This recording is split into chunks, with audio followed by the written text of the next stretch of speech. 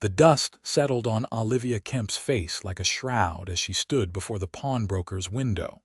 Her dead husband's wedding ring clutched so tightly in her palm that the gold band left an imprint in her flesh.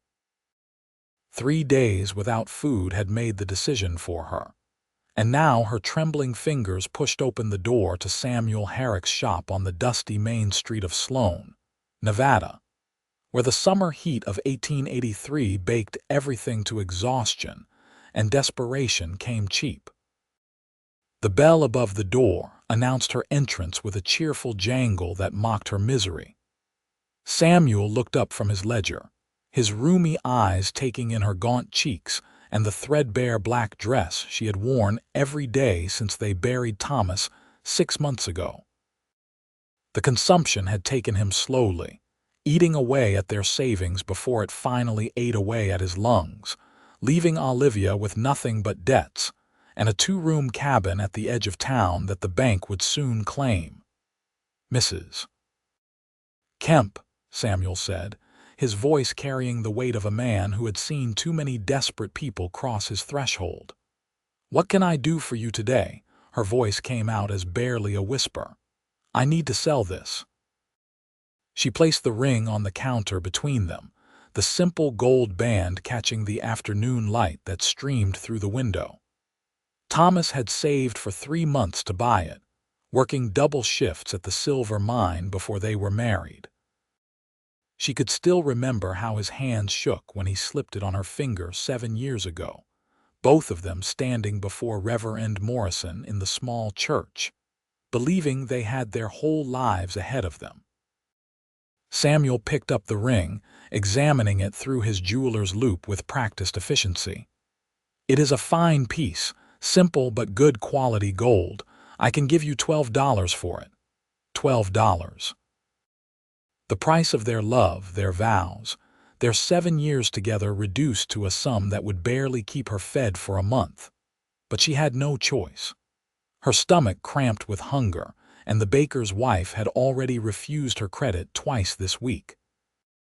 "I will take it," Olivia said, and the words felt like she was burying Thomas all over again. Samuel counted out the bills with careful precision, and she watched her wedding ring disappear into his display case, settling among pocket watches and other people's desperate sacrifices. The money felt obscene in her hand, but she forced herself to walk directly to the general store, where she bought flour, beans, a small piece of salt pork, and a loaf of fresh bread that she ate standing right there on the boardwalk, tears streaming down her face as she swallowed. Nicholas Chambers had been riding hard for 3 days when he finally saw the scattered buildings of Sloan shimmer into view through the Nevada heat. His horse, a sturdy buckskin mare named Copper, needed water and rest, and if he were being honest with himself, so did he. The sun was beginning its descent toward the horizon, painting the sparse landscape in shades of amber and rust, and his stomach reminded him that jerky and hard biscuits could only sustain a man for so long. He was 26 years old, weathered beyond his years from a life spent mostly outdoors, moving from ranch to ranch across the territories. His last job had been in Wyoming, working cattle for a spread that went under when the winter killed half the herd. Before that, Colorado. Before that, Montana. He had learned long ago not to put down roots, not to expect anything permanent. His parents had died of cholera when he was 15, leaving him and his younger sister alone. She had gone to live with their aunt in St. Louis, and he had headed west, finding the only life he knew how to live in the saddle and under open sky. Sloan was smaller than he expected, just a main street with the usual assortment of buildings. A saloon, general store, blacksmith, church, and a handful of other establishments that kept a frontier town alive. He guided Copper toward the livery stable, where a boy of about 14 came out to greet him. "Need her watered, fed, and rubbed down," Nicholas said, dismounting with the stiff movements of a man who had been riding too long. How much for the night? 50 cents, mister. Another quarter if you want her groomed proper. Nicholas handed over the coins and grabbed his saddlebags. Where can a man get a decent meal around here? The boarding house serves supper at 6, the boy said, already leading Copper into the stable. Mrs. Patterson sets a good table. Or there is the saloon if you are looking for something now. The boarding house sounded better than whiskey and stale pretzels, so Nicholas made his way down the street, his boots kicking up small clouds of dust with each step. That was when he saw her, a woman in black standing outside the general store, eating bread with such desperate hunger that it stopped him in his tracks. Even from a distance, he could see she was crying, tears making tracks through the dust on her face, and something about the sight made his chest tighten in a way he did not quite understand. She was beautiful despite her obvious poverty, with auburn hair that escaped from her bun in wisps around her face and eyes that were probably green or hazel, though he was too far away to tell for certain. But it was not her beauty that held his attention. It was the raw grief and relief warring in her expression as she ate that bread, like it was the first food she had seen in days. Before he could think better of it, Nicholas found himself walking toward the pawn shop next to the general store. Something had driven that woman to whatever desperate act brought her to tears, and instinct told him the answer might be behind that window. The display case held the usual assortment of items, pocket watches and pistols, a few pieces of jewelry. But one item caught his eye immediately, a simple gold wedding band that gleamed among the other offerings. It was plain and honest, the kind of ring a working man would buy for the woman he loved, and Nicholas knew with sudden certainty that it had belonged to the woman in black. He pushed open the door, and Samuel Herrick looked up with the hopeful expression of a man anticipating another sale. "That wedding ring in the window," Nicholas said without preamble. "The plain gold one. How much?" Samuel's eyebrows rose slightly. "Just took that in trade not 20 minutes ago. I could let it go for $15.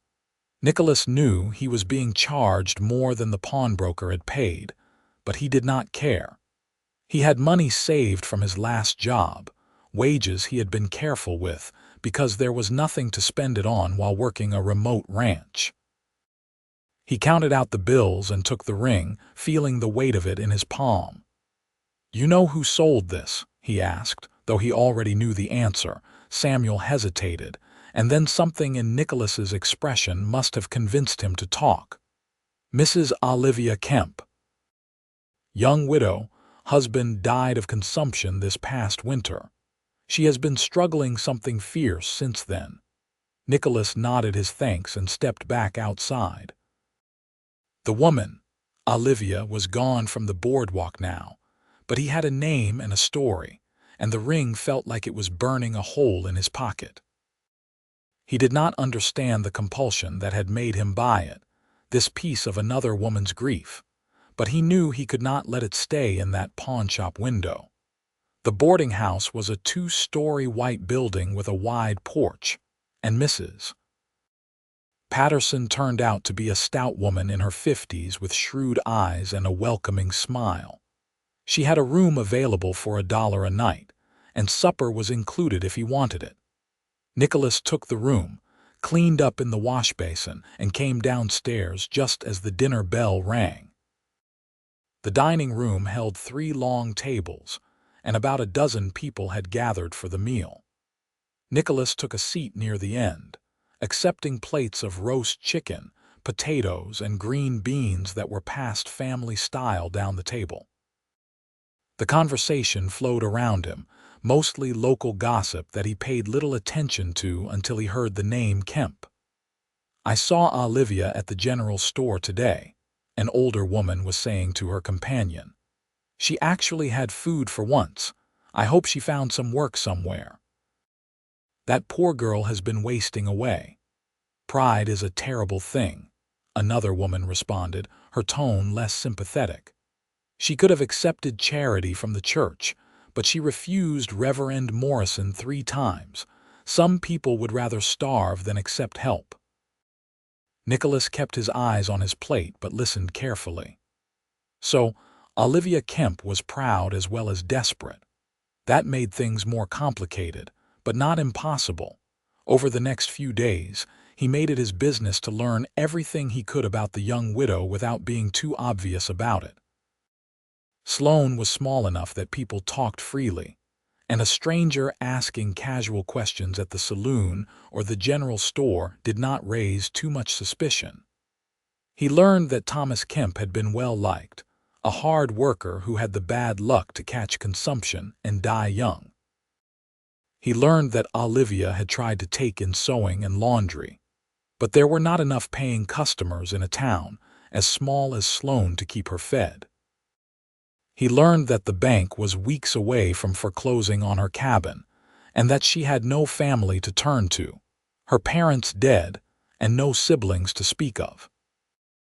He also learned where she lived, a small cabin at the eastern edge of town, set back from the road among a stand of scrubby trees that provided little shade from the relentless Nevada sun. Nicholas had come to Sloane looking for work, and he found it easily enough. The Silver Star mine was always hiring men willing to go underground, and though he preferred open air and cattle, he had done enough hard labor in his life that mining did not intimidate him. The pay was decent, $3 a day, and the work was steady. He took a shift and threw himself into it, swinging a pickaxe in the dim tunnels and hauling ore cars with the other men. But every evening, he found himself walking past Olivia's cabin, watching from a distance as lamplight glowed in her windows. He never approached, just observed, trying to figure out how to return the ring without insulting her pride or frightening her. A strange man showing up at a widow's door with her wedding ring could be misinterpreted in a dozen ways, none of them good. The solution came unexpectedly 2 weeks after he arrived in Sloane. Nicholas was walking back from the mine, still covered in rock dust and sweat, when he saw Olivia outside her cabin struggling with a broken fence post. The small vegetable garden she was trying to maintain was being invaded by jackrabbits, and the fence was clearly losing the battle. He paused at the edge of her property, watching as she wrestled with the post, her face flushed with exertion and frustration. She was wearing a faded blue dress that had been mended multiple times, and her hair was tied back with a scrap of ribbon. Even exhausted and struggling, she was lovely, and Nicholas felt something shift in his chest. "Madam," he called out, not wanting to startle her by approaching unannounced. "Looks like you could use some help with that." Olivia straightened, one hand going to her lower back as she turned to face him. Her expression was wary, the look of a woman who had learned to be cautious around strangers. "I can manage," she said, but even as she spoke, the post tilted further and she had to grab it to keep it from falling completely. Nicholas took a few steps closer, keeping his hands visible and his posture non-threatening. "I am sure you can, madam, but it would go faster with 2 people. I have some experience with fence mending." "I cannot pay you," Olivia said bluntly, and he heard the shame beneath the words. "Did not ask for pay," Nicholas replied. "Just offering to be neighborly. I am new in town, and I figure helping folks is a good way to get to know people." She studied him for a long moment, and he could see her weighing her options. Pride versus practicality, independence versus necessity. Finally, she nodded. "All right, thank you. The post rotted through at the base, and I have been trying to set a new one, but the ground is so hard." Nicholas set down his lunch pail and went to examine the fence. She was right about the ground. The Nevada soil was baked nearly to stone by the sun, and digging a proper post hole would require tools she probably did not have. He glanced around the property and spotted a pile of rocks near the cabin. "We can brace it with stones," he said. Not as permanent as a proper setting, but it will hold through the summer at least. By fall, the rains should soften the ground enough to do it properly. I will not be here by fall, Olivia said quietly. The bank is taking the property in September. Nicholas did not let his expression change, though anger flared in his gut at the thought of her being turned out. Well then, we will make it hold through the summer, and whoever comes after can deal with the rest. They worked together in companionable silence, and Nicholas found himself acutely aware of her presence beside him. She handed him rocks when he needed them, held the post steady while he wedged the bracing in place, and did not complain even though he could see the work was hard for her. She was too thin, her wrists delicate as bird bones, and he wondered when she had last had a proper meal. When the fence was secure, Olivia stepped back and wiped her hands on her apron. "Thank you, Mr. Chambers," he supplied. "Nicholas Chambers. Most people call me Nick." "Mr. Chambers," she said, not quite ready for first names. "I appreciate your help. Would you like some water?" "It is not much, but I can offer that at least." "Water would be welcome," he said, following her toward the cabin. The interior was sparse but clean, everything tidy and in its place despite the obvious poverty. A single room served as kitchen, living area and bedroom, with a narrow bed in one corner and a small table with 2 chairs near the stove. There were no pictures on the walls, no decorations, nothing except the bare necessities of survival. Olivia poured water from a pitcher into a tin cup and handed it to him. Her fingers brushed his as he took it, and she pulled back quickly, as if burned. Nicholas drank slowly, trying to think of a way to extend the conversation, to build some kind of connection that would let him eventually return the ring without seeming like a madman or a fool. "You have a nice garden growing," he said, gesturing toward the window that looked out on the vegetable patch. "Those tomatoes should be coming in soon." "If the rabbits do not get them first," Olivia replied. She stood across the small room from him, her arms wrapped around herself in a posture that was defensive and vulnerable all at once.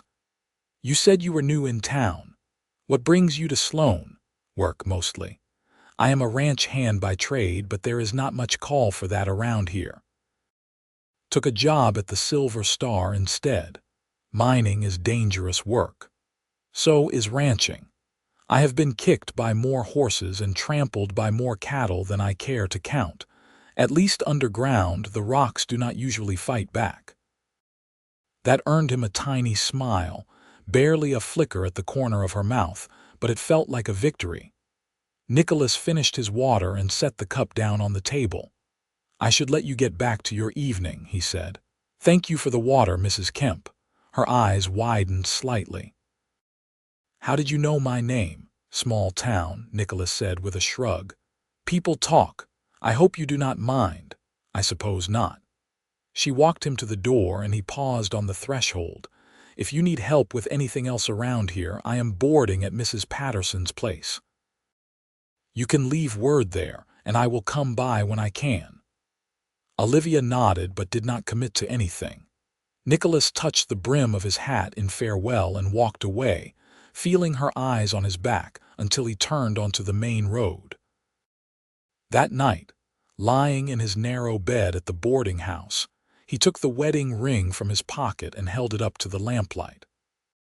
The gold gleamed warm and soft, and he wondered about the man who had given it to her, the life they had built together, and the love that had been strong enough to make her weep when she had to sell it for bread.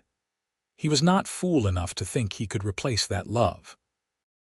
But maybe, just maybe, he could help her find her feet again, could give her back this small piece of what she had lost. And if something more grew from that, well, he would face that when the time came.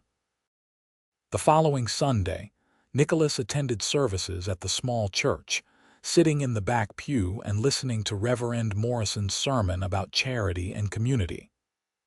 Olivia was there too, seated near the front in her black dress, her spine straight and her attention focused on the reverend. After the service, people gathered outside to socialize, and Nicholas watched as several women approached Olivia with offers of help that she politely but firmly declined. He understood her better now. She did not want pity. She wanted dignity, wanted to feel like she was surviving on her own strength rather than the kindness of others. It was a pride he recognized because he had felt it himself when his parents died, when well-meaning people had tried to take him in, and he had chosen the harder path of independence instead. Over the next few weeks, Nicholas found excuses to help Olivia without making it seem like charity. He would be walking past her property and notice something that needed fixing, or he would have extra lumber or nails from a project at the boarding house that she could use. She began to accept his help more readily, though she always offered something in return. Water, or a few vegetables from her garden, or once, a shirt she had mended for him when she noticed the torn sleeve. They talked while they worked, cautious conversations that slowly revealed more about each other. She learned that he had grown up in Missouri, that he had been drifting for more than a decade, that he had no real home to speak of. He learned that she had met Thomas when she was 18, that they had married young and been happy despite having little money, that she missed him with an ache that sometimes made it hard to breathe. "It has been 8 months," she said one evening as they sat on her porch steps watching the sun set. "Everyone says it should be getting easier by now, but some days it feels just as fresh as the day we buried him." "Grief does not follow a schedule," Nicholas said. "My parents died 11 years ago and I still think about them, still miss them. You just learn to carry it differently." Olivia looked at him with something like gratitude in her eyes. "Most people want me to stop wearing black and move on. They think I am wallowing." "Most people do not know what they are talking about."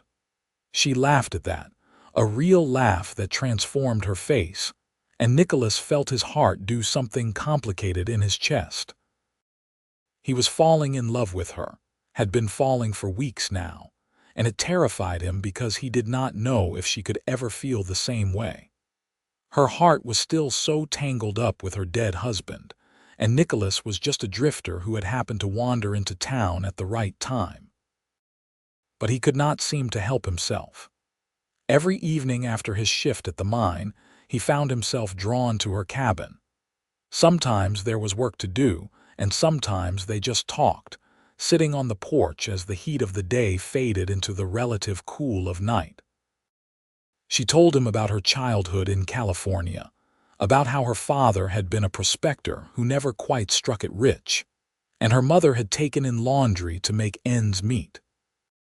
She told him about meeting Thomas at a church social, about how he had been shy and awkward but kind, about how they had built a life together in Sloan with dreams of saving enough money to buy a real house, maybe even have children someday.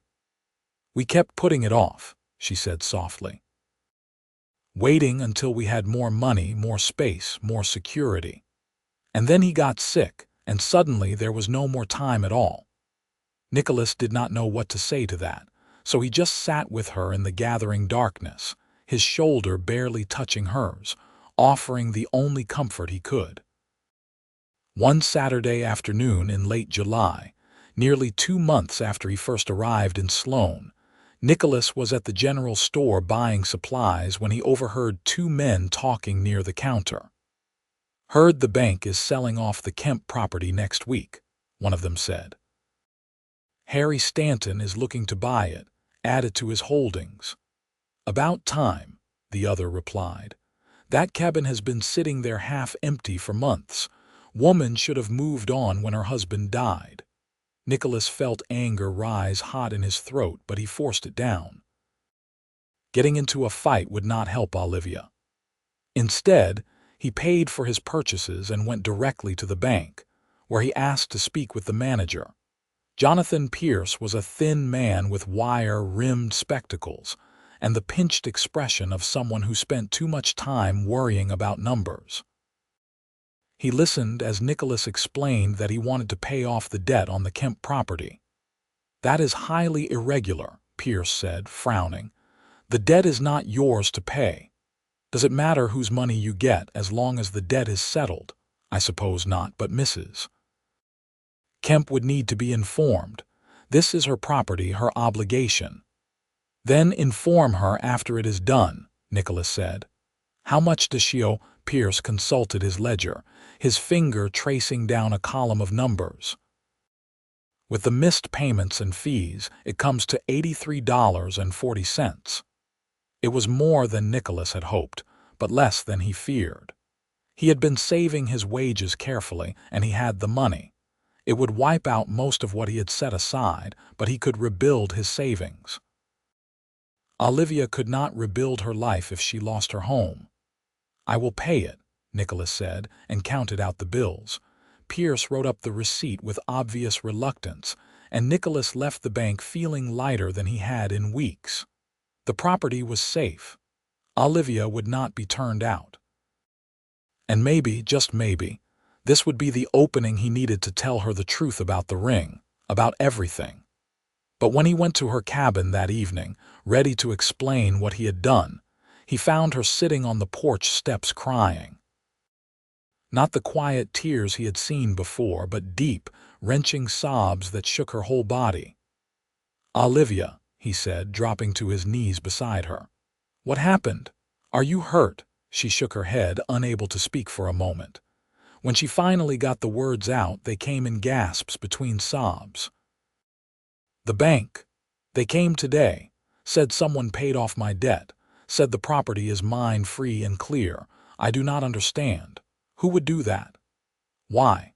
Nicholas felt his carefully planned speech evaporate. He had meant to tell her gently, to explain his reasoning, to give her time to accept it. Instead, he found himself saying simply, "I did." Olivia's head snapped up, her eyes red and wide with shock. "You? But why? That must have been everything you had saved." "Not everything. Enough." He reached out and gently wiped a tear from her cheek with his thumb. "I could not let them take your home. But you barely know me. We have only been acquainted a few months. This is too much, Nicholas. I cannot accept this." "You already have," he said. "The debt is paid, the property is yours. There is nothing to accept or refuse. Then I will pay you back.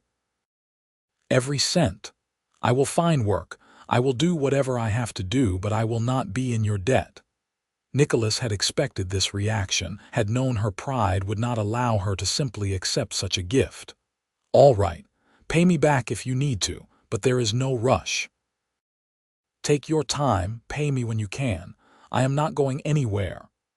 "Why?" she asked again, and this time the question carried a different weight. "Why would you do this for me?" He could have deflected, could have made up some excuse about Christian charity or neighborly kindness. But sitting there in the fading light with her tear-stained face turned up to his, Nicholas found he could not lie. "Because I care about you," he said simply. "Because in the 2 months I have known you, you have become the most important person in my life. Because I wake up every morning thinking about you and fall asleep every night doing the same. Because you deserve better than to lose everything, and I had the means to help, so I did." Olivia stared at him, her lips parted in shock. "Nicholas." "You do not have to say anything," he said quickly. "I know you are still grieving. I know your heart belongs to Thomas, and I am not trying to replace him. I just needed you to know why I did this. You deserve to know the truth." She was quiet for a long moment, and he could see her struggling with competing emotions. Finally, she said, "You are right that I am still grieving. Some days I feel like I am drowning in it, but you have been the only thing keeping me afloat these past weeks. The only person who has treated me like I am more than just a tragedy to be pitied. And I do not know what that means yet, or what it could mean, but I know I do not want you to leave. It was not a declaration of love, but it was something. It was hope." "I am not leaving," Nicholas promised. Not unless you tell me to go." "Then stay," Olivia whispered. "Please stay." He stayed. Over the next several weeks, something shifted between them. The careful distance they had maintained began to close, replaced by a growing intimacy that felt both natural and terrifying. They still talked, still worked on her property together, but now there were touches that lingered a moment too long, glances that carried weight, silences that felt charged with possibility. Olivia began to smile more, laugh more, and the haunted look in her eyes slowly faded. She put away her black dresses and started wearing colors again. A blue cotton dress, a yellow blouse, a green skirt that brought out the color of her eyes. She let Nicholas take her to dinner at the boarding house one Sunday after church, and though people talked, she held her head high and did not seem to care. Nicholas, for his part, found himself reimagining his entire future. For years he had drifted, never staying anywhere long enough to build a real life. But now he thought about what it would be like to settle in Sloane, to make a home here with Olivia, to build something permanent and lasting. He talked to the mine foreman about steady work, about the possibility of advancement. He started looking at the cabin not as Olivia's property, but as a place they might share, might expand, might fill with the life and love it had been missing. But there was still the matter of the ring. He had carried it with him every day for months now, waiting for the right moment to return it. But every time he thought about telling Olivia the truth, about admitting that he had bought her wedding ring from the pawn shop, he lost his nerve.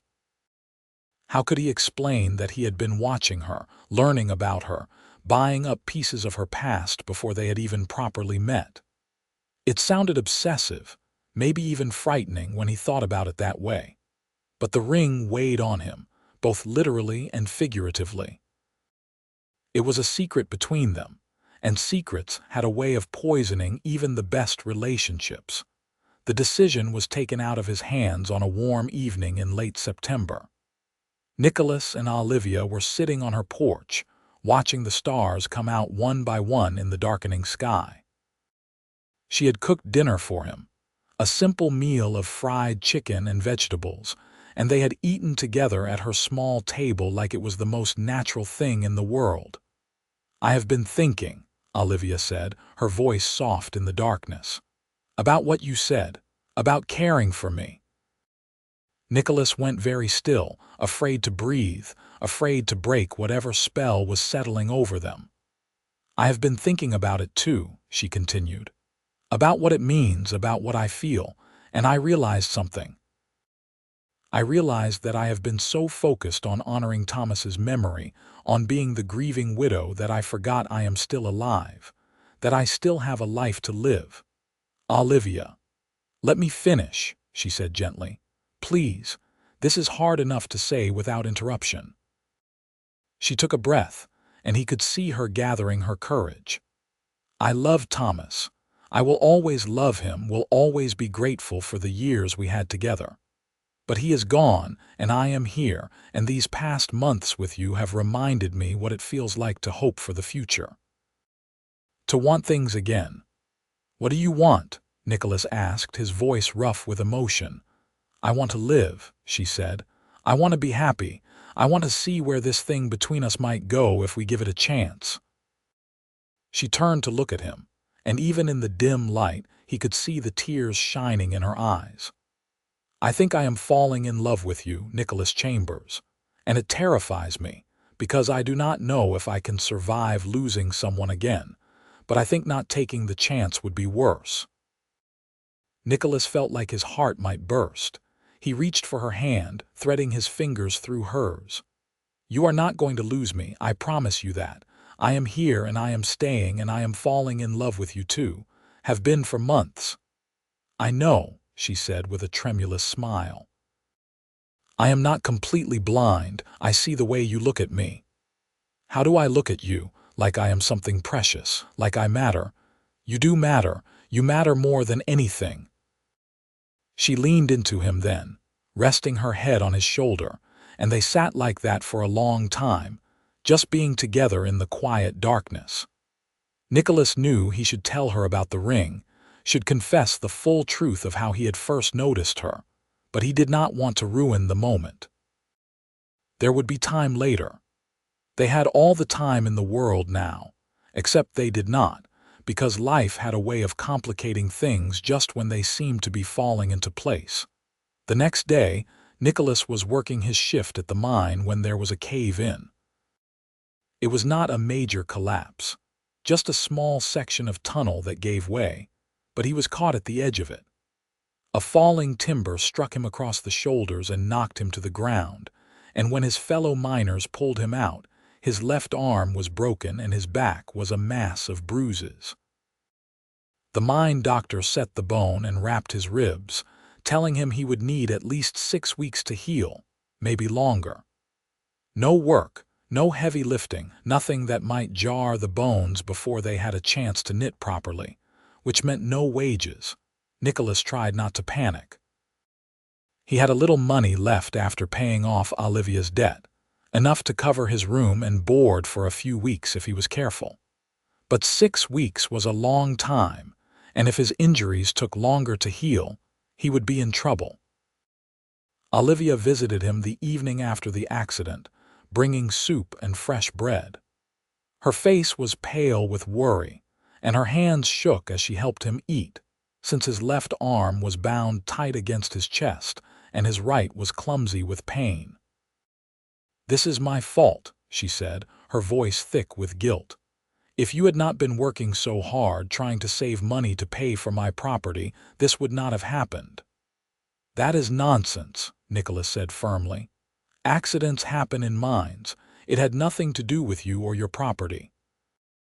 But you are hurt and you cannot work, and I know you do not have much saved." Tears started rolling down her cheeks.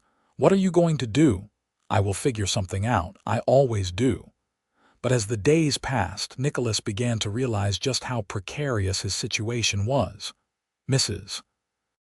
Patterson was kind enough to extend him credit for a week, but she had her own bills to pay and could not carry him indefinitely. He tried to find other work, something he could do one-handed, but Sloan was a small town with limited opportunities, and most jobs required physical labor he was in no condition to perform. He was sitting on the boarding house porch one afternoon, his arm throbbing despite the laudanum the doctor had given him, trying to figure out his next move when Olivia appeared, walking up the dusty street with a determined set to her shoulders. "I have an idea," she said without preamble.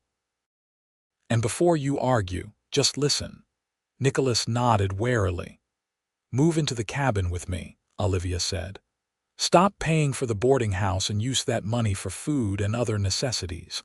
I know it is not proper and people will talk, but I do not care about that anymore. You saved my home. Let me help you now." "Olivia, I cannot do that. Your reputation." "My reputation is already ruined in the eyes of half this town," she said bluntly. "I am the poor widow who would not accept charity, who is too proud for her own good, who has been spending all her time with a strange man. Moving you into the cabin will not change what people already think, and the people whose opinions I care about will understand." "It is not just about reputation," Nicholas said quietly. "If I move in with you, if we are living under the same roof unmarried, it will be hard to. I care about you too much to put you in a position where—" He trailed off, unable to articulate the complexity of what he was feeling. The desire to be close to her warred with his respect for her and his own sense of honor. Olivia was quiet for a moment and then she said something that shocked him. "Then marry me." Nicholas stared at her, certain he had misheard. "What? Marry me?" she repeated, and now he could see the color rising in her cheeks. "I know it is fast, and I know it is not romantic, and I know this is not how these things are supposed to happen. But I love you, Nicholas. I love you, and I do not want to lose you because of propriety or money or anything else. So marry me, Move into the cabin and let us build a life together. The life we both want. He should have hesitated, should have given her time to reconsider to make sure this was not just gratitude or fear talking. But looking into her eyes, seeing the love and determination there, Nicholas knew this was real. This was right. Yes, he said. Yes, I will marry you. Olivia laughed, a sound of pure joy, and threw her arms around him, careful of his injured arm. Nicholas held her with his good arm, feeling like the luckiest man alive despite the pain radiating through his body. They were married 3 days later in the small church, with Reverend Morrison presiding and Mrs. Patterson, and a handful of other townspeople in attendance. Olivia wore a simple cream-colored dress she had made herself, and Nicholas wore his best shirt and trousers, his left arm still bound against his chest. The ceremony was short and sweet, and when the Reverend pronounced them man and wife, Nicholas kissed her with all the love and promise he could not quite find words for. That night, in the cabin that was now their home, Nicholas finally told Olivia the whole truth. He showed her the wedding ring, the one he had bought from the pawnshop months ago, and explained how he had seen her crying as she ate bread on the boardwalk, how he had known immediately that she had sold something precious, how he had been carrying the ring ever since, waiting for the right moment to return it. Olivia held the ring in her palm, tears streaming down her face as she listened to his confession. "You bought it back," she whispered. "All those months ago, before we even knew each other, you bought it back." "I could not stand the thought of it sitting in that pawn shop," Nicholas said. "It meant so much to you. I saw that in your face, and I thought maybe someday I could find a way to give it back to you." "But this was Thomas's ring," Olivia said. "The ring he gave me when we married. Are you sure you want me to wear it again?" Nicholas took the ring from her palm and held it up to the lamplight, just as he had done so many times before. "This ring represents a love that was real and true and strong enough to survive even death. Thomas gave it to you as a symbol of his love, and you treasured it enough to weep when you had to sell it. That kind of love should be honored, not hidden away." He took her left hand in his, looking into her eyes. "I am not trying to replace Thomas. I am not trying to erase your past. I am just trying to build a future with you, and if wearing this ring again helps you remember that you are capable of loving and being loved, then I want you to wear it." "But what about your ring?" Olivia asked. "What about the symbol of our marriage?" Nicholas smiled and pulled a plain gold band from his pocket, the twin to the one he held. "I bought these before the wedding. One for me, one for you. I thought maybe you could wear both. Thomas's ring on one hand, mine on the other. A past worth honoring and a future worth building."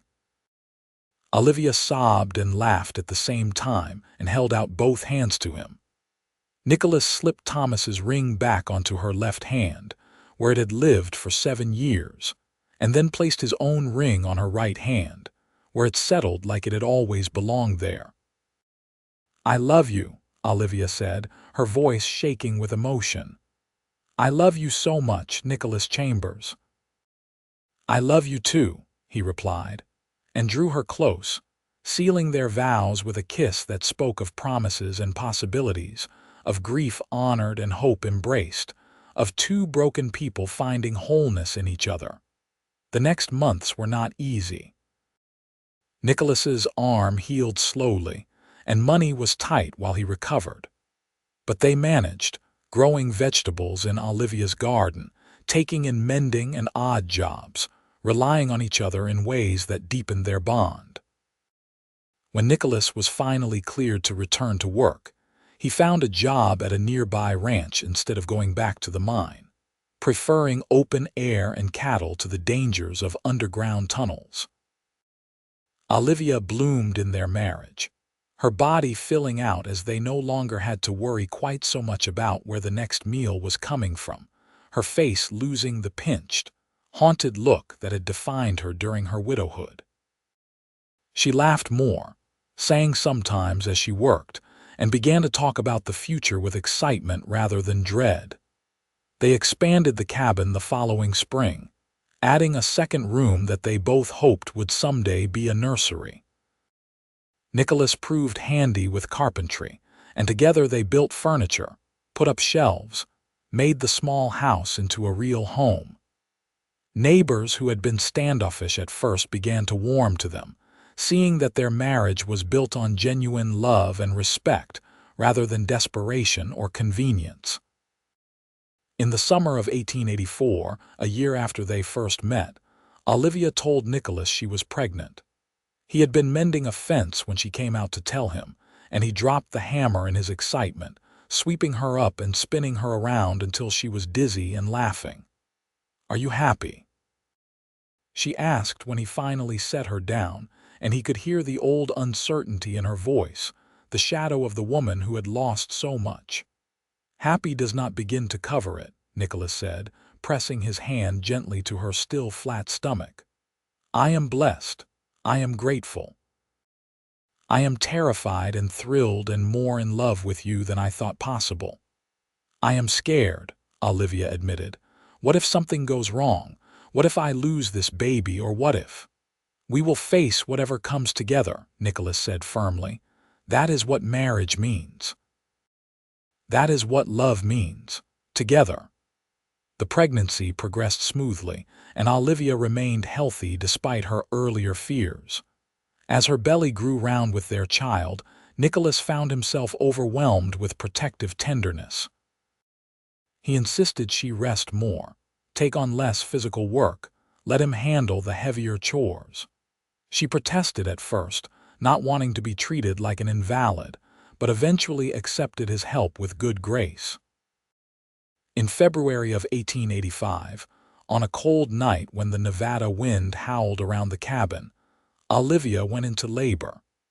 Nicholas fetched the midwife, Mrs. Chen, a Chinese woman who had delivered half the babies in Sloan over the past 20 years. Then he paced the small front room while Olivia labored in the bedroom, trying not to panic every time he heard her cry out. It was a long night, but as dawn broke pink and gold over the Nevada desert, Nicholas heard a new sound, the thin, furious wail of a newborn baby. Mrs. Chen emerged from the bedroom, wiping her hands on a towel, and said, "You have a son, Mr. Chambers. A big, healthy boy, and your wife did beautifully." Nicholas barely heard the rest. He was already moving past her into the bedroom, where Olivia lay exhausted and radiant, holding a red-faced infant wrapped in blankets. Tears streamed down Nicholas's face as he knelt beside the bed, looking at his wife and child with wonder. "He is perfect," he whispered. "You are perfect." "I cannot believe this is real." "Believe it," Olivia said, smiling through her own tears. "We have a family, Nicholas. We have everything." They named the boy Thomas James Chambers, honoring both Olivia's first husband and Nicholas's father. Little Tommy, as they called him, had his mother's auburn hair and his father's dark eyes, and from the beginning, he was a happy, easy baby who rarely cried and slept well. Watching Olivia with their son, Nicholas sometimes thought about the desperate, grieving woman he had first seen eating bread and crying on the boardwalk. She seemed like a different person now, and in many ways she was. The same strength and pride that had kept her going through widowhood and poverty now made her a fierce, loving mother who threw herself into caring for Tommy with complete devotion. But she had not forgotten her past, and she made sure Tommy knew about the man he was named for. As he grew older, she would tell him stories about Thomas Kemp, about how he had been kind and hardworking, about how he had loved her and would have loved Tommy too if he had lived to see him. Nicholas never felt threatened by these stories. Instead, he was grateful that his son would grow up knowing that love could take different forms, that honoring the past did not mean being trapped by it. The ranch where Nicholas worked expanded its operations, and he was promoted to foreman, a position that came with better pay and a small house on the ranch property. But Nicholas and Olivia chose to stay in the cabin, which they had made their own through years of work and love. They added another room as their family grew, welcoming a daughter in 1887, whom they named Sarah after Nicholas's mother. Sarah was different from Tommy, more serious and thoughtful, with her father's dark coloring and a stubborn streak that reminded Nicholas of Olivia. She adored her older brother, following him everywhere, and Tommy was patient with her in a way that made Nicholas's heart swell with pride. Life was not always easy. There were droughts that killed the garden, winters that were harder than expected, illnesses that had them up all night with sick children. But they faced everything together, Nicholas and Olivia, their love deepening with each challenge overcome. On their 5th wedding anniversary, Nicholas came home from the ranch to find Olivia had prepared a special dinner. She had made all his favorite foods, and the table was set with wildflowers she had picked from the desert. The children were at Mrs.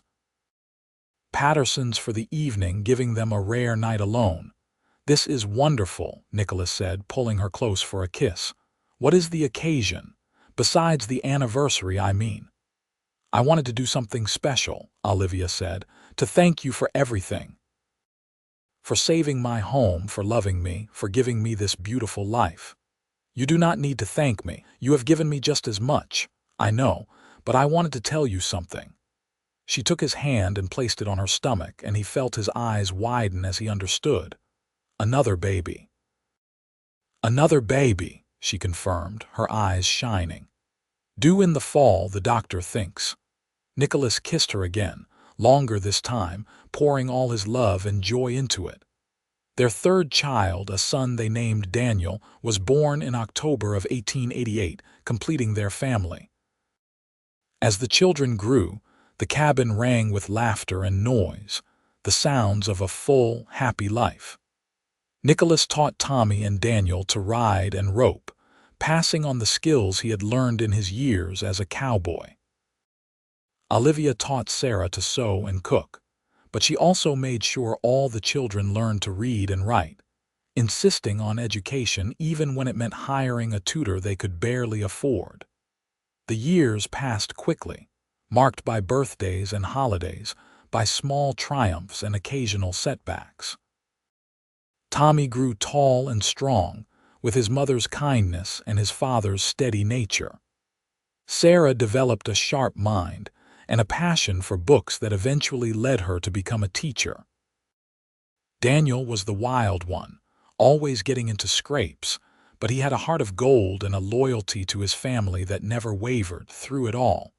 Nicholas never forgot the moment that had started everything. Seeing Olivia on that boardwalk, desperate and hungry, selling her wedding ring for bread. He kept the pawnbroker's receipt in a drawer, a reminder of how far they had come, how love could transform even the darkest circumstances into something beautiful. On a warm evening in the summer of 1895, Nicholas and Olivia sat on their porch, watching the sun set over the Nevada desert.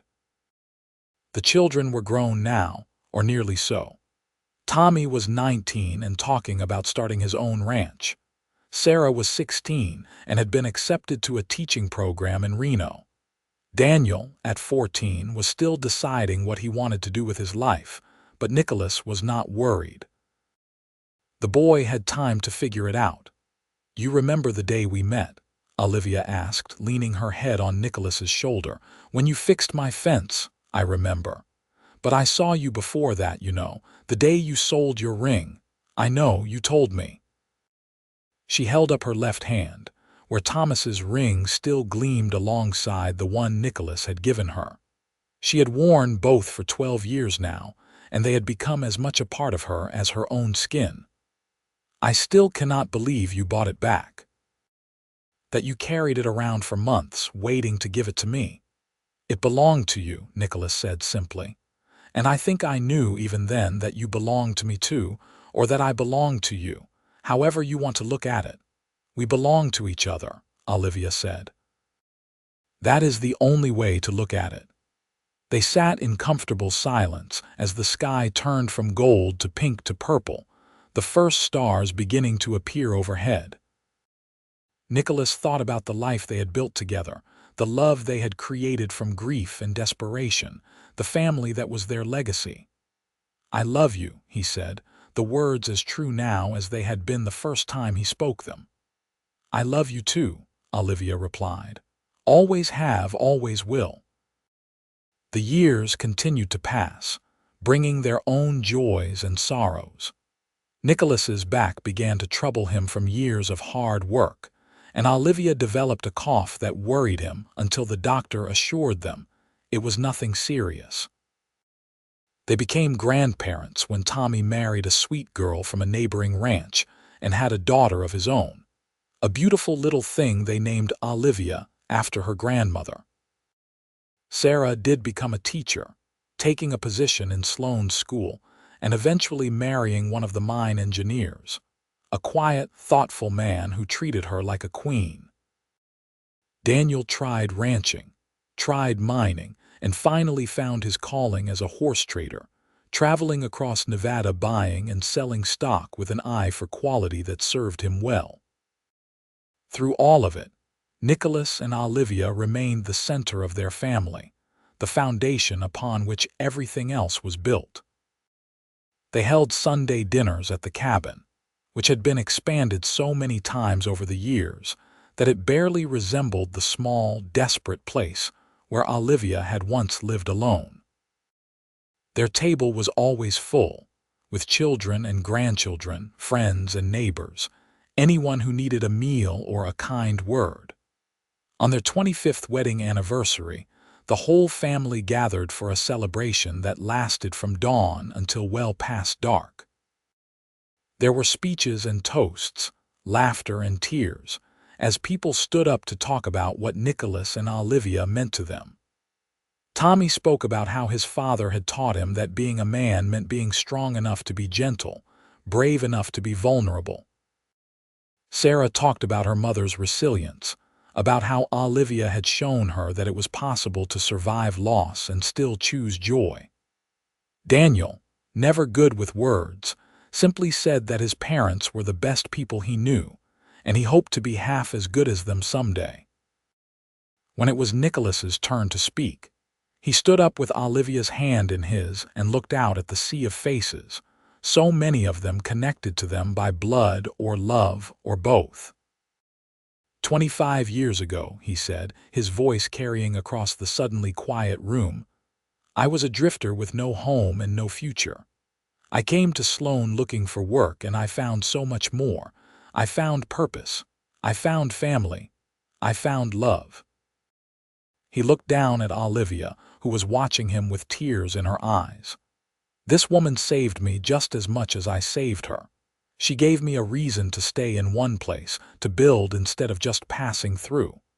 She gave me children and grandchildren, a life I never dreamed I could have. And every single day for the past 25 years, I have thanked God for the moment I saw her and knew my life was about to change forever. The room erupted in applause, and Olivia stood to kiss him, not caring that everyone was watching, not caring about anything except showing him how much his words meant. Later that night, after everyone had gone home and it was just the two of them again in their quiet cabin, Olivia took off her rings and held them up to the lamplight. I never thought I would wear this again, she said, looking at Thomas's ring. When I sold it, I thought that part of my life was over forever, that I would spend the rest of my days alone, struggling, surviving but not really living. I am glad I could give it back to you, Nicholas said. You gave me so much more than the ring, Olivia said. You gave me hope. You gave me love. You gave me a future when I thought I did not have one. She slipped the rings back on her fingers and turned to face him. I have had two great loves in my life. Thomas, who taught me what it meant to build a life with someone. And you, who taught me that it was possible to do it again, even after I thought I had lost everything. I am the luckiest woman in the world. I am the lucky one, Nicholas insisted, pulling her close. We are both lucky, Olivia decided, and kissed him, ending the argument in the best possible way. The next decade brought more changes. Nicholas finally retired from ranch work, his body no longer able to handle the physical demands. But he kept busy working on projects around the cabin, building furniture for his grandchildren, teaching his grandsons the skills he had learned over a lifetime of hard work. Olivia slowed down too, her hands growing stiff with arthritis, but she still cooked Sunday dinners and tended a small garden and always had time for whichever grandchild needed her attention. They grew old together, watching Sloan change from a rough frontier town into a more settled community. The mine eventually played out and many families moved away, but enough stayed that the town survived. The church was expanded, a proper school was built, and even the main street got wooden sidewalks instead of just dirt. Through it all, Nicholas and Olivia remained a constant, their love story becoming something of a legend in the small town. Young couples would ask them for advice, and they always said the same thing. Marriage was work, but it was work worth doing. Love was not just a feeling but a choice you made every day. To be kind, to be patient, to forgive, to try. On a spring morning in 1908, Nicholas woke to find Olivia still asleep beside him, something unusual since she was typically an early riser. He watched her for a moment, taking in the lines on her face, the silver in her hair, the way she still looked beautiful to him even after all these years. Then he gently shook her shoulder to wake her. She opened her eyes slowly, and he saw confusion there at first, then recognition, then love. "Good morning," he said softly. "Good morning," she replied, her voice rough with sleep. "What time is it? Early still. The sun is barely up, but I wanted to tell you something." "What is that?" "I love you. I have loved you for 25 years, and I will love you for however many more we have. You are the best thing that ever happened to me, Olivia Chambers." She smiled, the same smile that had first made his heart skip all those years ago. "You already told me that at our anniversary party." "I know, but I wanted to tell you again, wanted to make sure you knew." "I know," she said, reaching up to touch his face. "I have always known, just like you have always known how much I love you." They lay there together as the sun rose, lighting their room with soft golden light, content in each other's presence. Nicholas thought about the day he had bought her wedding ring from the pawnshop, about how he had carried it for months like a talisman, about the moment he had finally placed it back on her finger alongside his own. He thought about all the days and nights between then and now, the 1,000 small moments that had built a lifetime together. Later that morning, Nicholas convinced Olivia to take a walk with him, something they had done less frequently as they aged but still enjoyed. They walked slowly through Sloan, greeting neighbors, commenting on how much the town had changed. When they reached the old pawn shop, which had closed years ago and was now a dress shop, they paused. "You remember?" Nicholas asked. "How could I forget?" Olivia replied. "That was the worst day of my life, until it became the best day because it brought you to me. I saw you eating bread and crying, and I knew I had to help somehow. I did not know how yet, but I knew." "My knight in dusty cowboy boots," Olivia teased gently. "Your husband," Nicholas corrected. "Then, now, always." They continued their walk, eventually ending up at the church where they had been married. It was empty on a weekday morning, and they slipped inside, sitting in one of the back pews. "You think about Thomas?" Nicholas asked. It was a question he had asked before over the years, never threatened by the answer, just curious. "Sometimes," Olivia said honestly. "Not as much as I used to. He will always be part of my story, part of who I am. But you are my present and my future." You are the one I chose and who chose me, every single day for a quarter century. 25 years this fall, Nicholas mused. Seems impossible. Seems like just yesterday I was nervous as a cat at our wedding and also like it was a lifetime ago. Both, Olivia agreed. It is both.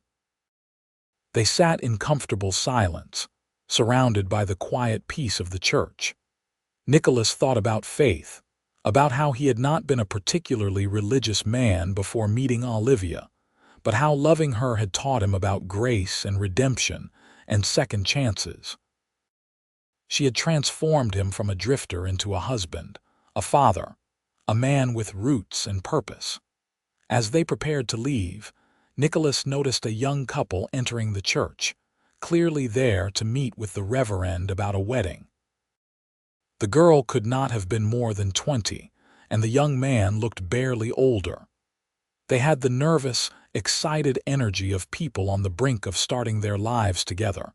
Nicholas caught the young man's eye and nodded. "Congratulations," he said simply. "Thank you, sir," the young man replied, and Nicholas saw his own younger self in those eager eyes. Outside, Olivia laughed. "Were we ever that young? You still are," Nicholas said gallantly, earning him a playful swat on the arm. They walked home slowly, and when they reached the cabin, they found it empty, the children and grandchildren all occupied with their own lives. Nicholas built a fire even though it was not particularly cold, just because he liked the light and warmth of it. Olivia made coffee, and they sat together on the small sofa that Nicholas had built decades ago, fitting together like two pieces of a puzzle. "Tell me about the day you bought the ring," Olivia said suddenly. "The whole story. I want to hear it again." So Nicholas told her, describing how he had just arrived in Sloane, tired and dusty and looking for nothing more than a meal and a bed.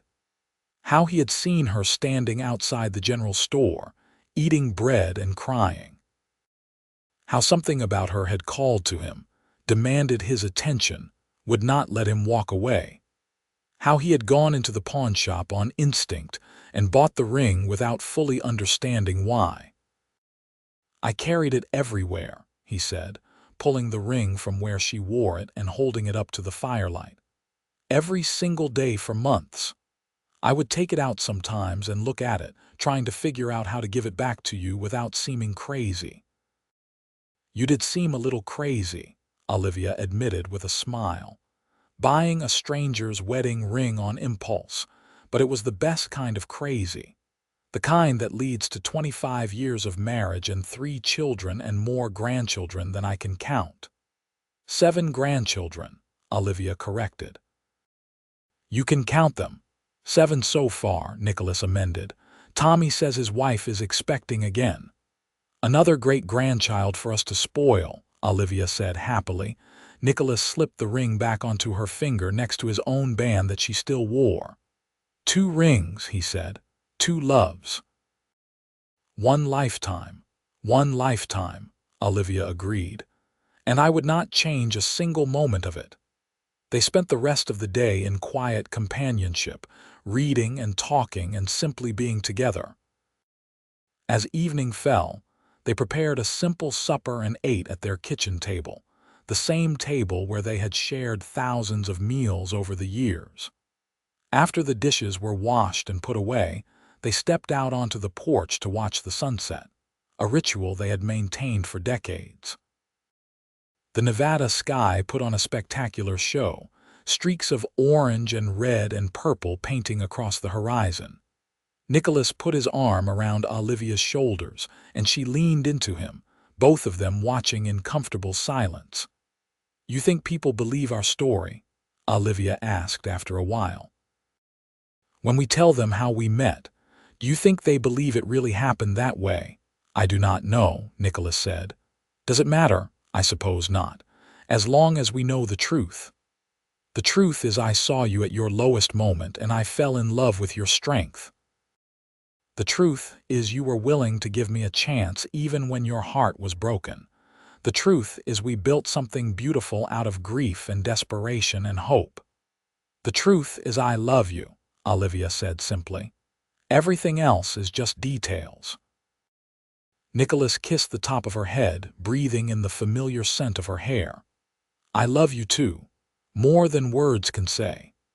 As full darkness fell and the stars began to appear, they went inside, banking the fire and preparing for bed. They moved around each other with the easy familiarity of long marriage, each knowing what the other needed without having to ask. When they finally settled into bed, Olivia curled against Nicholas's side, her head on his shoulder, his arm around her waist. "Nicholas," she said softly into the darkness. "Yes, thank you for everything, for seeing me that day, for buying the ring, for staying, for loving me, for giving me this life." "Thank you for letting me," Nicholas replied. "For taking a chance on a drifter with nothing to offer but a stubborn heart and a willingness to try." "You had everything to offer," Olivia corrected. "You just did not know it yet." They fell asleep like that, wrapped in each other's arms as they had done for 25 years and would continue to do for many more to come. The years that followed brought their share of challenges. Olivia's cough returned and proved to be more serious than initially thought, requiring months of treatment and care. Nicholas tended to her with the same devotion he had shown from the beginning, never complaining, never wavering. She recovered eventually, though she remained more fragile than before. Nicholas had his own health scares, a bad fall that laid him up for weeks, and later a bout of pneumonia that had the whole family worried. But he was stubborn and strong, and Olivia nursed him through it with fierce determination, refusing to lose him. Through it all, they remained each other's anchors, the constant in a changing world. They celebrated their 30th anniversary quietly, just the two of them, reaffirming the vows they had made 3 decades earlier. They watched their grandchildren grow and marry and have children of their own, expanding the family in directions they could never have imagined. Tommy took over a successful ranch and became one of the most respected cattlemen in the region. Sarah's students adored her, and several went on to become teachers themselves, inspired by her example. Daniel's horse trading business thrived, and he traveled all over the West, always returning to Sloan with stories of his adventures. But no matter how far the family scattered or how busy everyone became, they all made time for Sunday dinners at the cabin, where Nicholas and Olivia held court like the patriarch and matriarch they had become. The table was always full, the food was always plentiful, and the love was abundant enough to go around.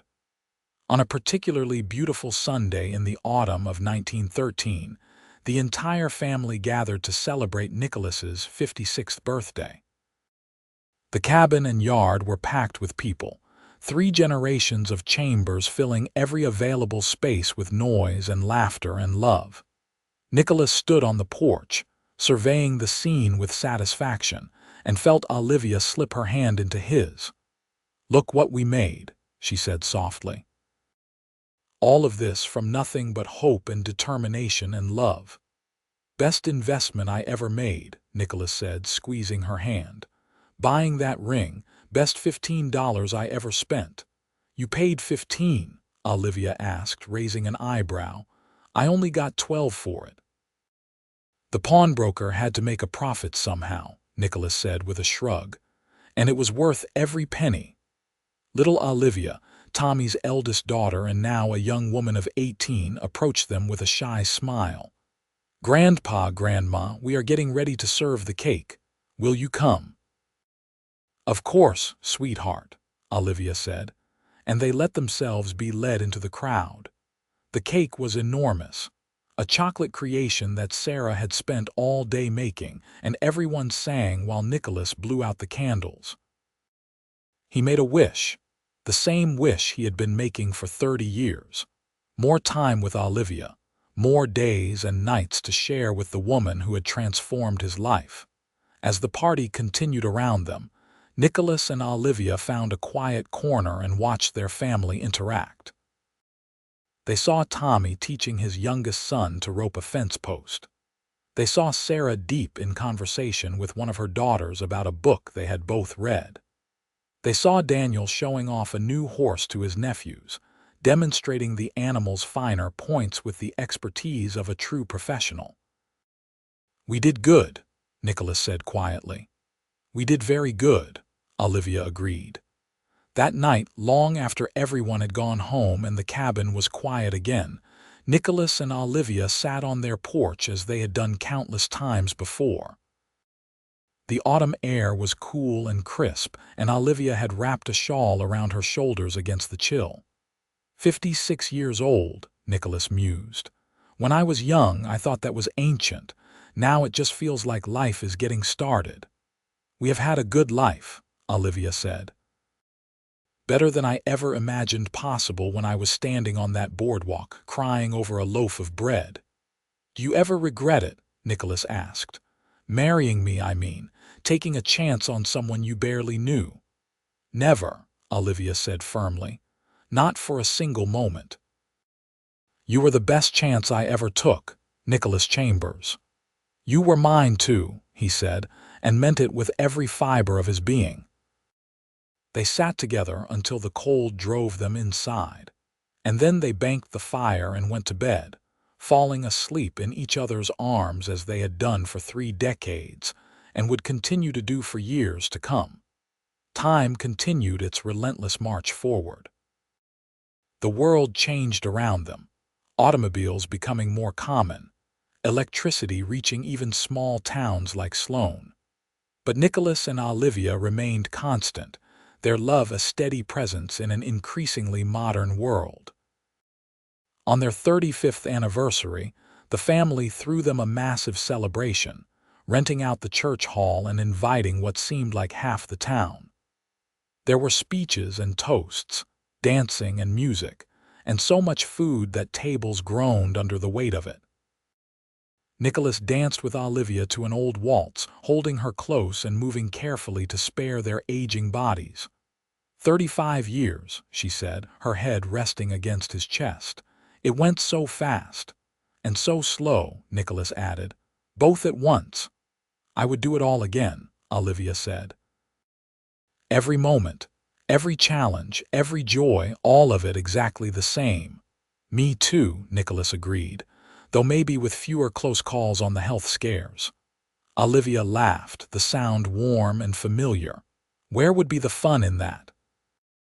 They continued to dance, surrounded by their children and grandchildren and great-grandchildren, by friends and neighbors and everyone whose lives they had touched over the decades.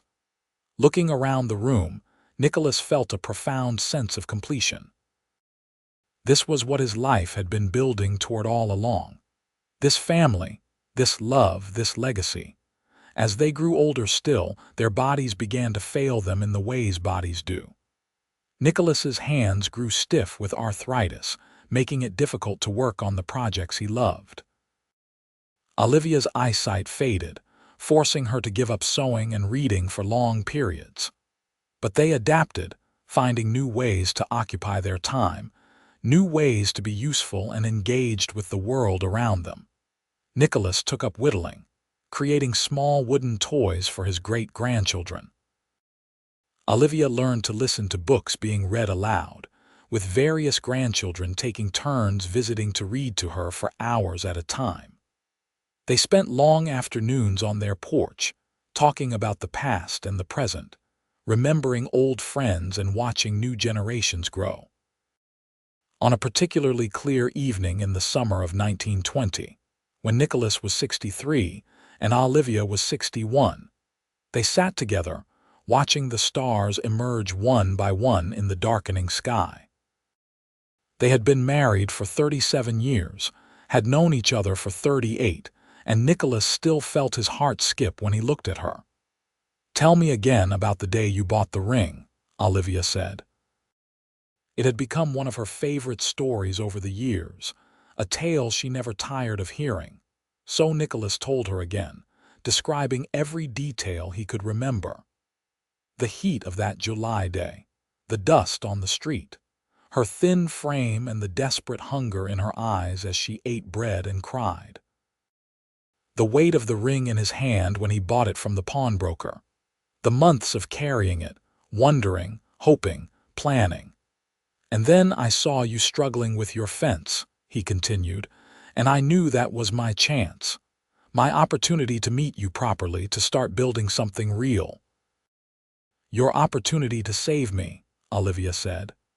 "Our opportunity to save each other," Nicholas corrected.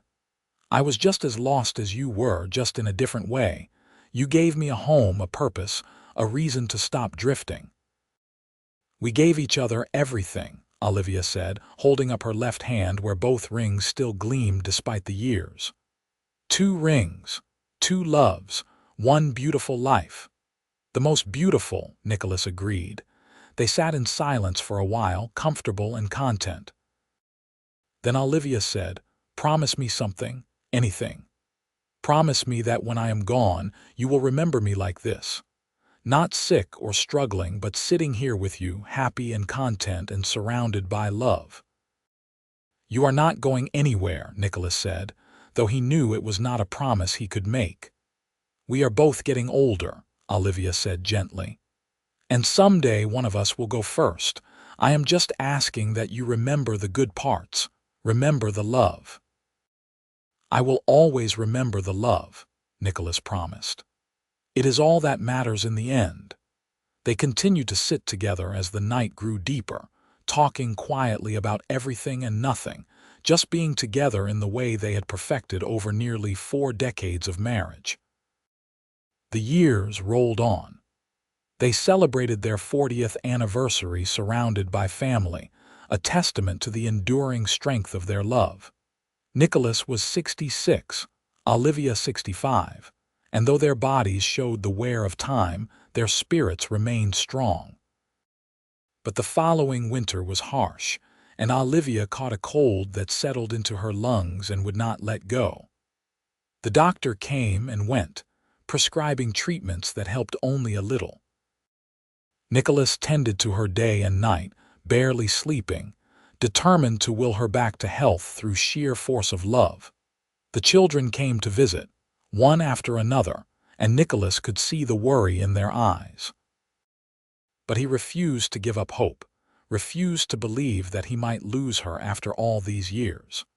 One evening in late February, when the winter wind howled outside and snow fell steadily, Olivia called Nicholas to her bedside. She looked tired but peaceful, and when she took his hand, her fingers were cold despite the fire burning in the hearth. "I love you," she said simply.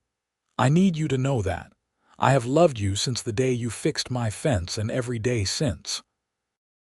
You made my life worth living again when I thought all hope was lost."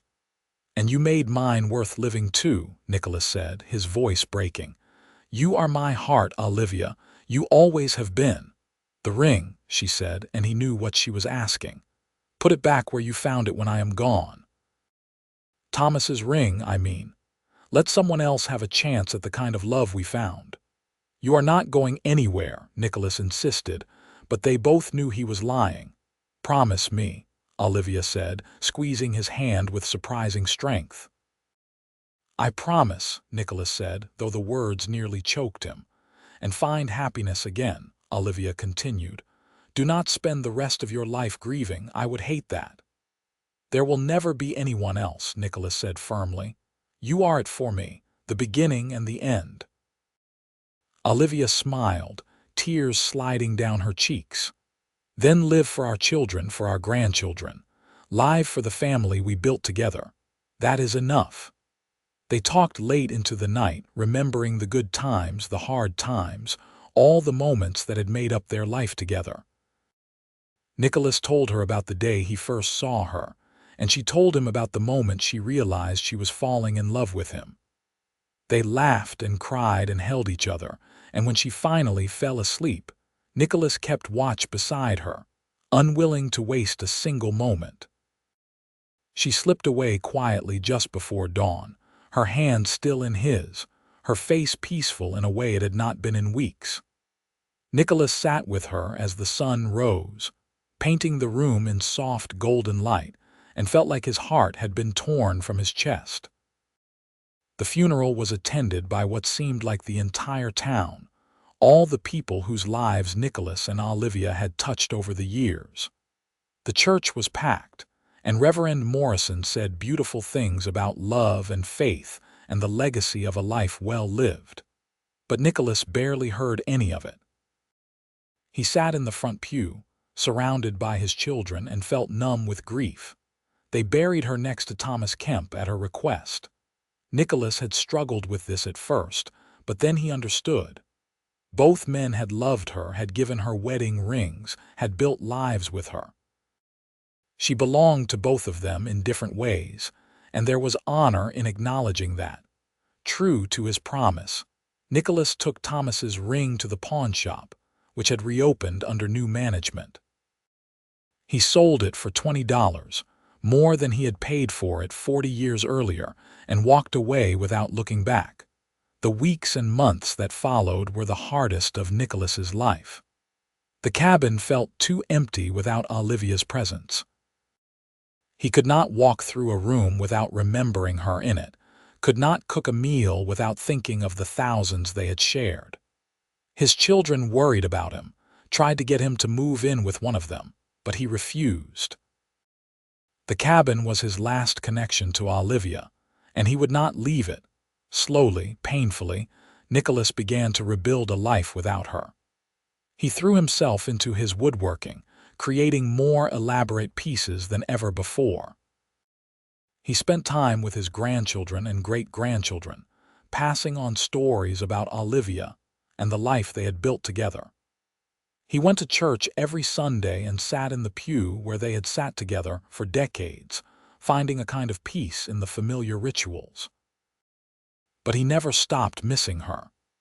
Every night he would take off his wedding ring and hold it, remembering the day she had placed it on his finger, remembering all the days and nights that had followed. He kept her ring on a chain around his neck, close to his heart, a reminder of the love that had defined his life. One spring afternoon, about 6 months after Olivia's death, Nicholas was sitting on his porch when he saw a young woman walking down the street. She was crying, one hand pressed to her mouth, and something about her posture reminded him painfully of Olivia on that long-ago day. Without thinking, Nicholas stood and called out to her. "Miss, are you all right?" The woman stopped, startled, and Nicholas saw she was probably in her early 20s, with dark hair and eyes red from crying. "I am fine," she said automatically. "Thank you for asking." "You do not look fine," Nicholas said gently. "And I have learned over the years that sometimes it helps to talk to someone, even a stranger."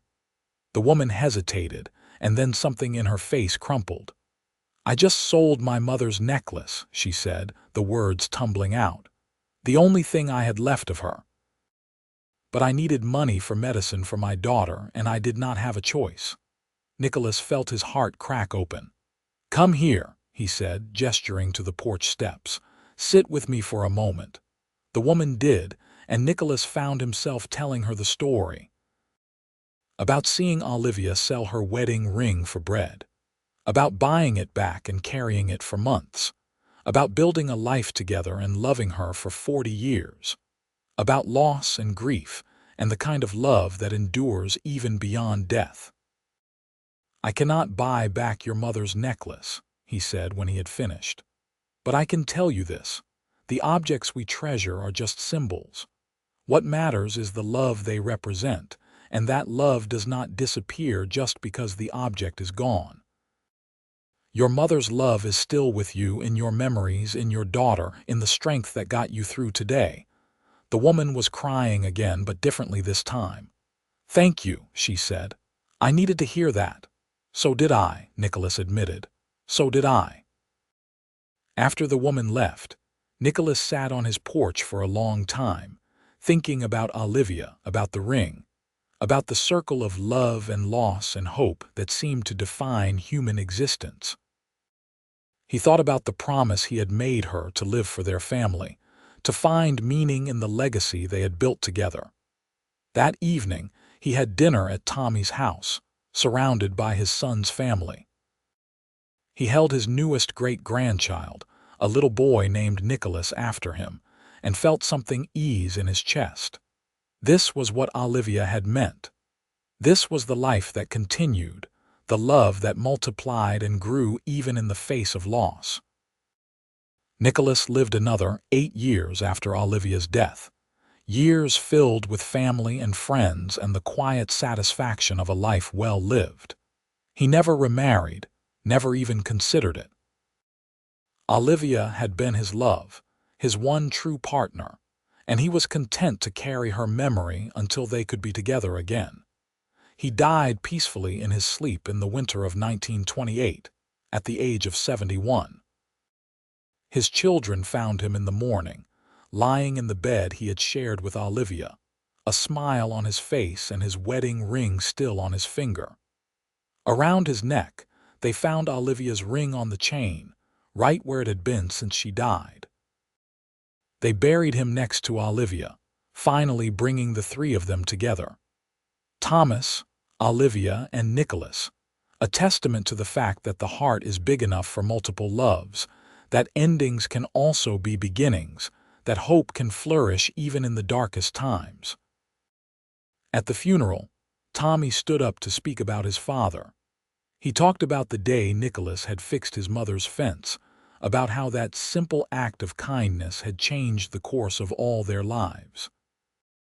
He talked about the wedding ring, bought back from a pawn shop and carried like a promise of better things to come.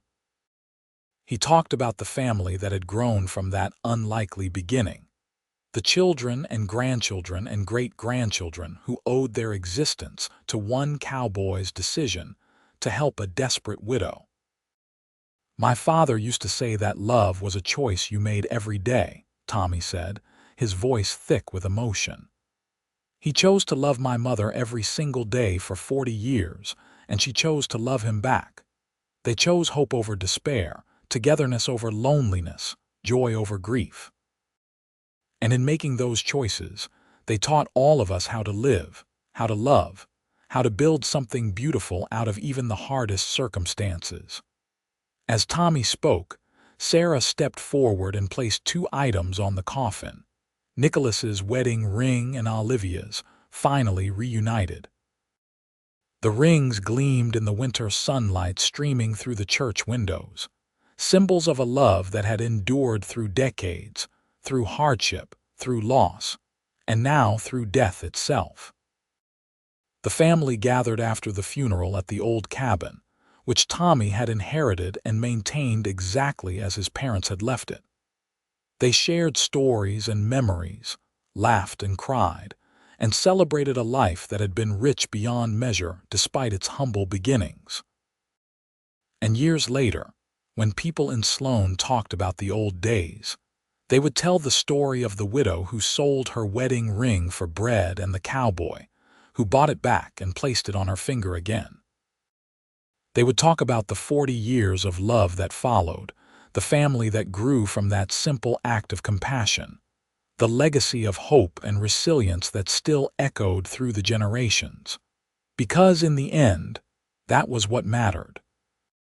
Not the poverty or the grief or the struggles that had marked the beginning, but the love that had triumphed over all of it, the choice to build rather than surrender, to hope rather than despair. Nicholas and Olivia's story became a reminder to everyone who heard it that even in the darkest moments, when everything seems lost, there is still the possibility of redemption, still the chance that a stranger might appear and offer not just help but transformation. Their story lived on in their descendants, in the children and grandchildren and great-grandchildren who carried their legacy forward.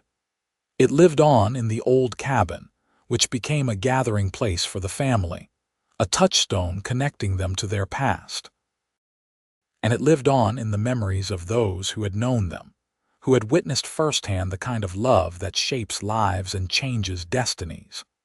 The wedding rings were eventually donated to a local museum, where they were displayed alongside the story of Nicholas and Olivia Chambers. Visitors would stop to read the placard, to look at the simple gold bands, and to marvel at the journey they represented. And sometimes, someone would leave the museum with tears in their eyes and hope in their heart, inspired by the reminder that love can find a way even through the most impossible circumstances, that kindness can ripple out in ways we never imagine, that the choice to help, to care, to love can change not just one life but generations of lives to come. This was the legacy of Nicholas and Olivia Chambers, the cowboy and the widow who found each other in a dusty Nevada town in 1883 and built a love that would outlast them both. Their story, beginning with a wedding ring sold for bread and bought back with hope, became a testament to the enduring power of love, the strength of the human spirit, and the beautiful things that can grow when two broken people choose to heal together. And so the story ends where it began, with a wedding ring and the promise it represents. That love, once given and received, never truly dies. It transforms, it grows, it multiplies and spreads until it touches lives that never knew the original lovers but are blessed by their legacy nonetheless. Nicholas and Olivia chose love over despair, hope over surrender, and in doing so, they gave their family, their town, and everyone who heard their story a gift that would last forever. The knowledge that no matter how dark the night, dawn will always come for those brave enough to wait for it, to believe in it, to choose it with every breath and heartbeat until the very end.